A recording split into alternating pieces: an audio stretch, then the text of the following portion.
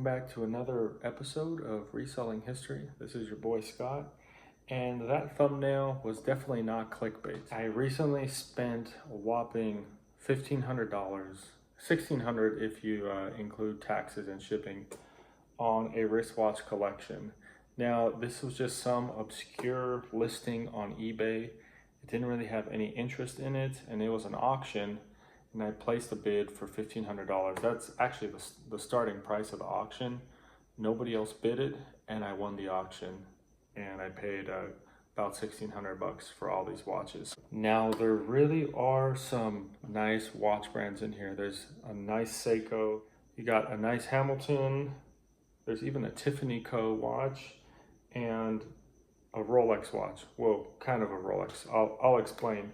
But let's get into these watches here and let's see if I can possibly make a profit and maybe keep a watch for my collection. And really quick, if you guys aren't subscribed, it looks like half of you aren't subscribed to my channel. So please subscribe. It helps support the growth of this channel. And I also have memberships available. So go ahead and join my membership if you want exclusive content. Let's get into it. All right, so sorry for that cricket in the background. It's nighttime and he just decided to make some noise. But my first impressions with the watch box is it's pretty decent. It's a little cheap, but it's a nice presentable box. And it's kind of hard to find a good watch case, I feel like. And now let's get it opened up. And my second impression with these watches is there is a slight cigarette smell to all of them. So these were stored in somebody's home who smoked a lot. So I'm gonna have to definitely get these aired out before I sell them. So first up, we have a nice vintage Girard-Perregaux. This is a manual wind, mechanical movement. It's got some Roman numerals for the 9, 12, and the 3 o'clock hour. It gives me a little bit of mid-century vibes, maybe from the 1950s or so. And sadly, this is not solid gold. It's gold filled, which is not too shabby, but you can see some of that plating has come off here in the corner. Now, I did wind up all these watches a few minutes before I started this video. And this watch, I've messed with the hands a little bit. It was keeping time, but something that happens is when the hour and minute hand cross each other, they get stuck together.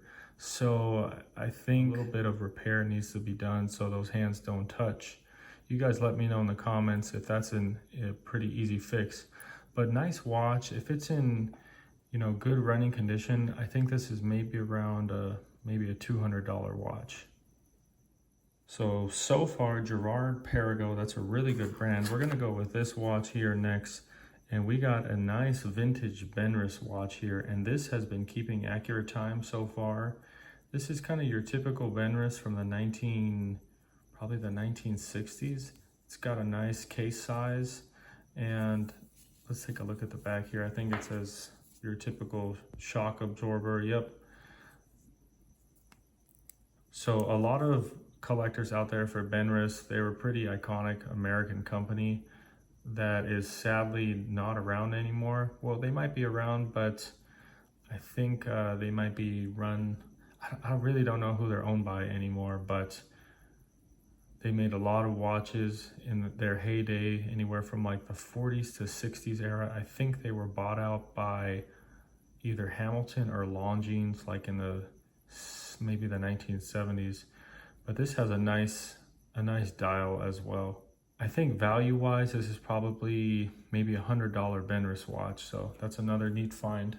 Next up, you might have noticed this odd-looking watch. This is a Desta, a 17 jewel movement. You got a day and date indicator on the bottom. This is also keeping accurate time at the moment. I really don't know what design or style case you call this, but it has a very 1970s look to it. If I recall, I think Desta is a French watchmaker, and I think they went out of business during the quartz crisis, like in the 1970s. So this is a really unique looking watch. I'll be honest, I'm not entirely sure the value on it, but I wouldn't be surprised if it's like $150, maybe a $200 watch. All right, we're making progress here. Down here on the bottom right corner is another Girard Perregaux. And this one definitely gives me like 1940 vibes. The dial has seen better days. It's got some age to it, and it doesn't look particularly pretty like a natural patina would. But it's a nice little Girard Perregaux. It's running well. I think this is a 14 karat gold watch, so gold filled is a lot better these days. You get more value for it because of gold's value right now. But value wise, I'm gonna say this watch is around $150, maybe $200. So like I said, I'm hoping to make a little bit of profit at least, and be able to keep a watch. It's basically like getting a watch for free after you've done all the work. So we're gonna try to pick out a watch that I might keep for free. Here's a vintage Hamilton right here. This is definitely mid-century, 1960s. Hamilton made some of the best watches in their heyday, and this is a great example of that. It looks like it's a gold-plated bezel, and this is running well. I think all day this is probably a $150 Hamilton watch. A lot of collectors out there for Hamilton, so that's another neat find. We got a third Girard Perregaux, and this one is a Seahawk. And this kind of looks similar to a Girard Perregaux I have, except mine is a kind of like a bullseye dial.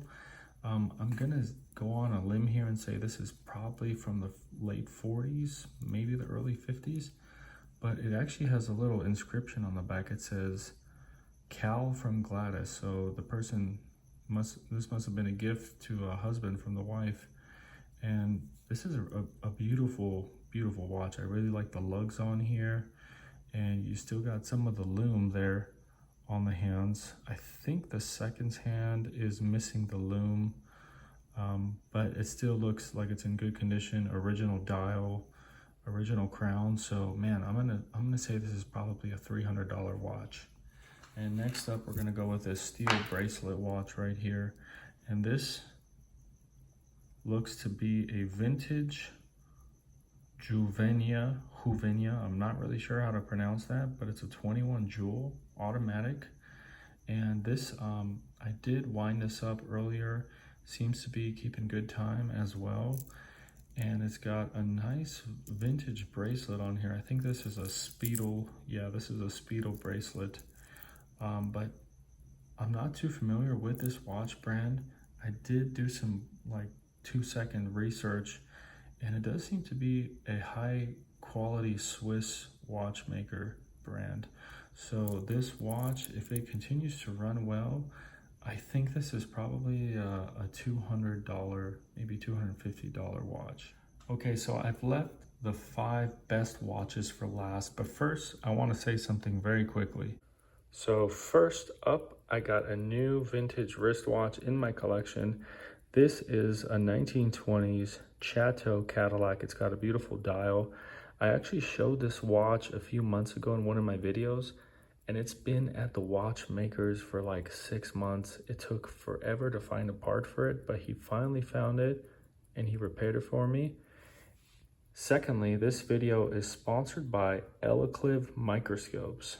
So this is a high-powered digital microscope, and they sent this to me. They wanted me to kind of like test it out on a watch of mine. And this Chateau Cadillac has a beautiful dial, and I think it's a perfect candidate to test on this digital microscope. So it's got a couple lights on the microscope, and we got the watch there down beneath, and there is the watch close up. And the reason I wanted to look at this is because it has some beautiful 1920s Art Deco work to it. One of the things I liked about this watch the most were these Art Deco blue lines there in the middle. And this microscope I'll be using in some other videos. It's super awesome. You can also record on the screen and take photos with it. I'll leave a link down below with a code so you guys can get it at a discount. But let's get back to our watch collection.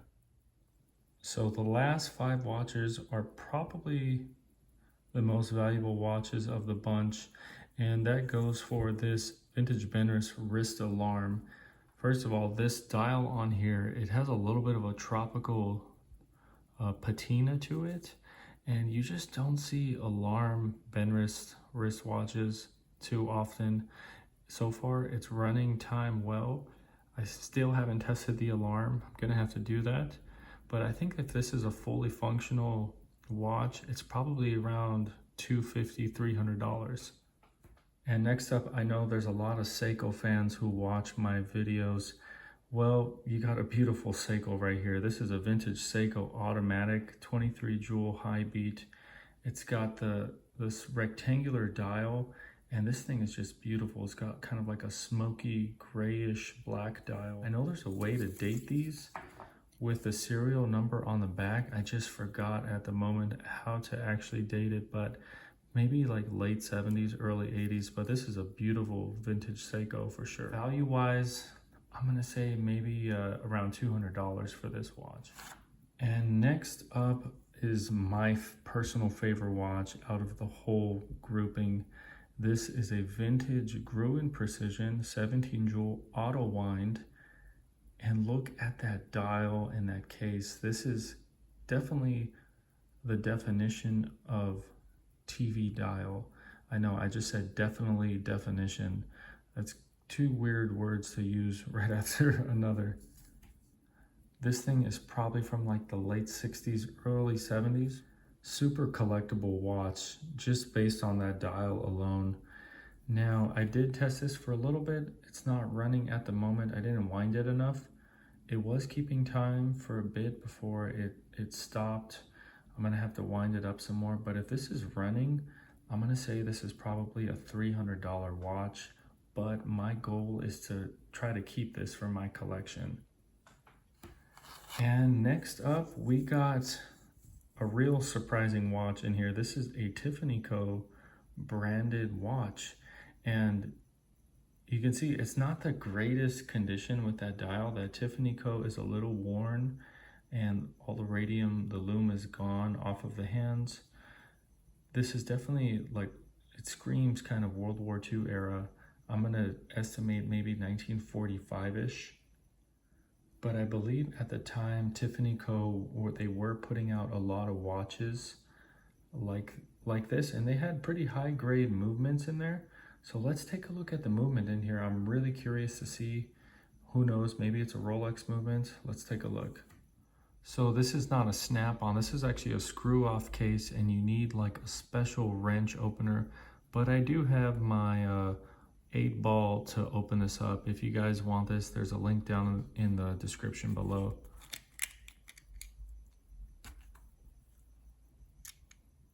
So this watch, by the way, is also running well, and it's made by, I think that says it says Concord Watch Company, definitely a high-grade watch company.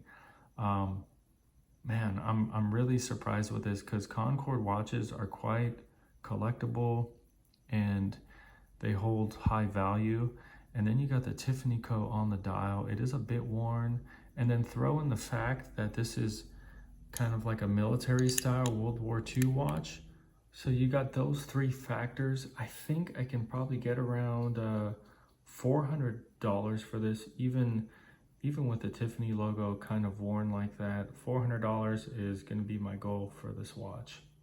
And then last but not least, everybody, definitely not least, we have a vintage Tudor, and I really wasn't joking when I said a Rolex. Now, for those who don't know, Tudor is owned by Rolex. Now, Tudor was founded by Rolex as a more accessible brand, more affordable brand, but technically they still are their own entity.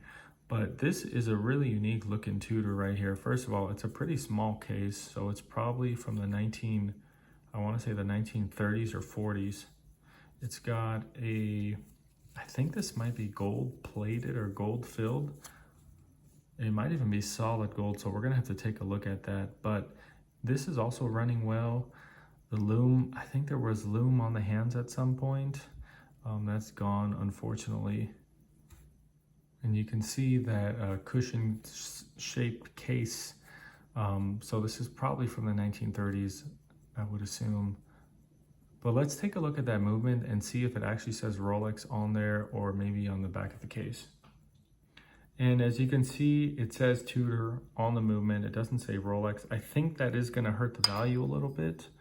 And then on the back of the case, it also says, English made rolled gold, guaranteed to wear 10 years. So it's definitely rolled gold plated or gold filled.